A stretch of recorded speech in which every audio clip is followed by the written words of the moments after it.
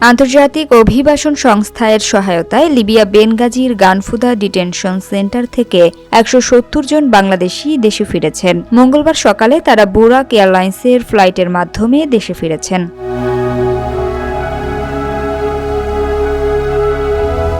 বিমানবন্দরের একটি সূত্র এ তথ্য নিশ্চিত করেছেন। সূত্র জানায়, সব আনুষ্ঠানিকতা শেষে এরই মধ্যে বিমানবন্দর ত্যাগ করেছেন প্রত্যাবাসিতরা।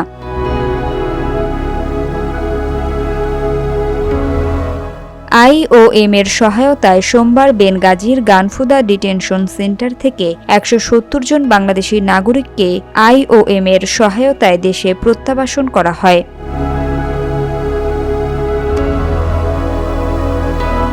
উল্লেখ্য, লিবিয়ার বিভিন্ন ডিটেনশন সেন্টারে আটক বাংলাদেশি নাগরিকদের নিরাপদ প্রত্যাবাসনের লক্ষ্যে বাংলাদেশ দূতাবাস, লিবিয়া স্থানীয় কর্তৃপক্ষ ও IOM নিবিড়ভাবে কাজ করে যাচ্ছে।